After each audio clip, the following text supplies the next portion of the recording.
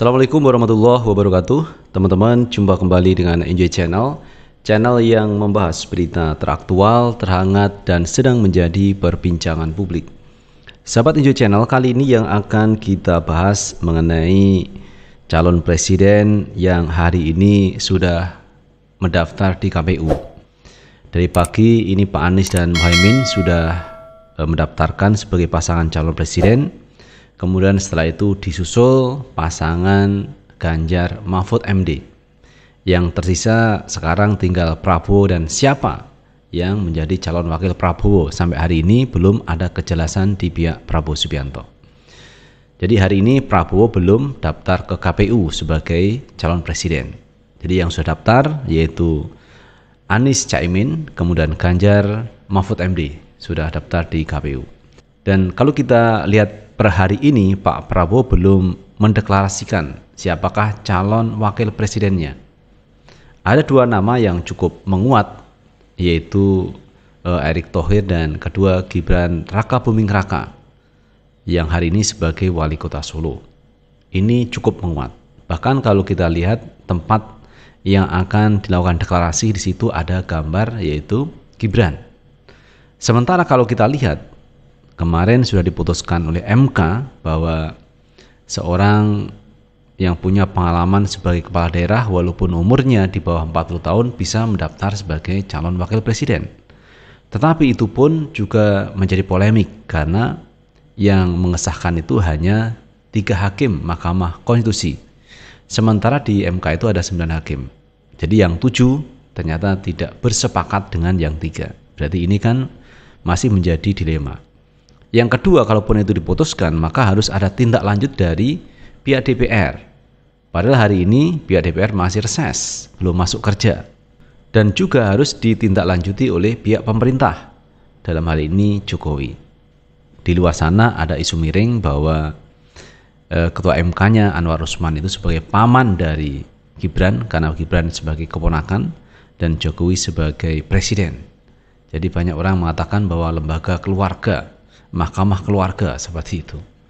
Jadi memang tidak salah karena ketika seorang calon wakil presiden itu tidak harus 40 tahun dan punya pengalaman sebagai kepala daerah, maka orang tertuju kepada Gibran Rakabuming Raka karena ketua MK-nya adalah paman dari Gibran sendiri. Nah teman-teman, kalau kita lihat yang tadi ketika pendaftaran ke KPU, Pak Anies Baswedan diantarkan ribuan orang. Ini sesuatu yang luar biasa. Pendukung Pak Anies yang siap mengatakan Pak Anies ke KPU. Coba kita lihat video yang satu ini. Kita baru aja berangkat dari Nasdem Tower, sekarang menuju KPU dan luar biasa teman-teman yang mengantar di sini. Gus, ada pesan Gus?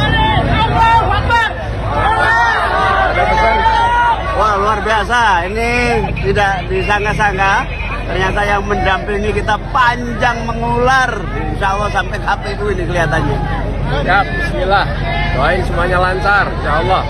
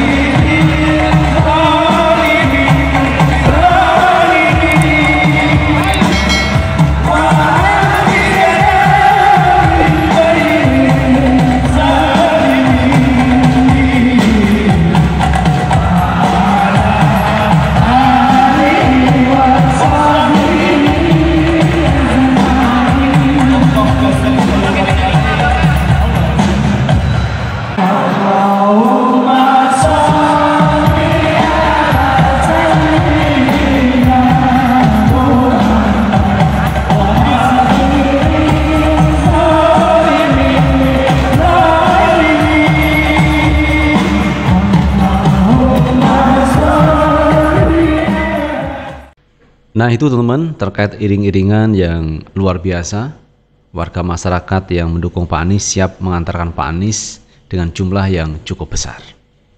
Ini mengantarkan ke KPU. Belum lagi ketika Pak Anies datang ke berbagai daerah, sambutannya juga luar biasa. Itu menunjukkan bahwa Pak Anies punya pendukung yang cukup besar di Indonesia ini. Karena itu tidak salah kalau Pak Anies ini maju sebagai calon presiden. Nah teman-teman, sebelum Pak Anies tadi berangkat, ada pidato yang disampaikan oleh Pak Surya Paloh yang menyatakan bahwa Anies dan Muhaimin adalah pasangan yang cocok, pemimpin yang baik saat ini untuk Indonesia. Itu yang disampaikan Pak Surya Paloh. Nah teman-teman, untuk lebih jelasnya coba kita baca beritanya. Kita ambil berita dari Detik News. Surya Paloh mengatakan Anies Baswedan adalah yang terbaik sebagai calon pemimpin negeri. Ketua Partai Nasdem Surya Paloh memberikan sambutan menjelang pendaftaran Anies Baswedan dan Muhaimin Iskandar sebagai bakal calon presiden dan calon wakil presiden pemilu 2024. Surya Paloh mengatakan Anies sebagai calon pemimpin negeri yang terbaik. Tanpa terasa, berjalan waktu sejak 3 Oktober tahun 2022 dan hari ini 19 Oktober, itu artinya sudah 1 tahun 16 hari kita melalui tahapan perjalanan waktu setelah kita mendeklarasikan tokoh kita, calon presiden kita, Bung Anies Baswedan di tempat ini, kata Paloh, di Nasdem Tower, Jakarta Pusat, Kamis 19 Oktober 2023. Seluruh energi yang kita miliki telah kita daya gunakan sedemikian rupa. Untuk apa? Untuk agar spirit, semangat, niat baik kita menghadirkan calon pemimpin negeri ini yang terbaik daripada yang baik-baik kita miliki di negeri ini, sambutnya. Paloh juga mengaku bahwa rintangan dan cobaan dalam mengusung Anies sebagai calon presiden. Paloh mengatakan seakan-akan ia menyebut ada pihak yang membuat adanya rasa keraguan. Namun ia meyakini Anies adalah calon pemimpin terbaik. Kita semuanya memaklumi jalan yang kita lalui bukanlah jalan yang biasa-biasa saja. Kita menghadapi berbagai cobaan, kita juga menghadapi berbagai perasaan sinisme, ketidakpercayaan, keraguan, seakan-akan kita dipaksa untuk percaya bahwa kita tidak memiliki kapasitas sekaligus tidak berdaya untuk memperjuangkan apa yang kita yakini. Anies Baswedan adalah yang terbaik dan yang baik-baik sebagai calon pemimpin negeri ini, katanya. Paloh mengaku akan menang dengan dukungan dan doa seluruh pihak serta ridha Allah. Kita lalui tahapan itu dan itu juga tidak terlepas dari keyakinan kita. Konsistensi sikap kita dan nyata semuanya itu adalah karena ridha Allah Subhanahu wa Ta'ala. Alam semesta memberi dukungannya kepada kita hingga betapa besarnya dan betapa beratnya rintangan itu, insya Allah kita akan mampu melewatkan itu, katanya. Nah itu teman-teman yang disampaikan Pak Surya Paloh, memberikan semangat kepada Pak Anies dan para pendukungnya supaya nanti dalam kontestasi Pilpres pasangan ini menang dan memimpin bangsa ini. Pak Surya Paloh juga menyampaikan bahwa Anies adalah pemimpin terbaik saat ini di antara yang baik-baik. Nah itu adalah satu pilihan memang dari Pak Surya Paloh mengusung Pak Anies dan Caimin. Walaupun rintangannya juga besar, cobaannya begitu besar yang pernah dialami oleh Partai Nasdem. Karena pada posisi ini dianggap Nasdem, kemudian PKS, kemudian PKB dianggap oposisinya pemerintah. Karena tidak sesuai dengan keinginan daripada penguasa saat ini supaya mendukung Ganjar ataupun Pak Prabowo. Dan pihak sebelah juga berharap agar Pilpres itu ringkas, padat, cepat dengan menghadirkan 2 pasang calon presiden.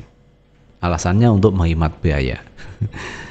Ini adalah sesuatu yang aneh teman. Di alam demokrasi masih berpikir seperti itu. Kalau kita itu sudah bersepakat memakai sistem demokrasi, ya kita harus konsisten dengan sistem demokrasi itu. Bahwa demokrasi itu memilih pemimpin, itu yang memilih rakyat. Jika pada putaran pertama tidak mencapai 50% plus 1, ya tentu saja harus masuk di ronde kedua, putaran kedua dalam Pilpres 2024. Dan itu saya pikir hal yang biasa dan wajar. Karena warga masyarakat ingin pemimpin yang terbaik di 2024 nanti. Itu sahabat Enjoy Channel yang bisa kita bahas, dan terima kasih sudah menonton. Jangan lupa tetap like, subscribe, share, dan komen di channel ini agar kita bisa membangun channel ini menjadi lebih baik lagi. Sukses selalu. Assalamualaikum warahmatullahi wabarakatuh.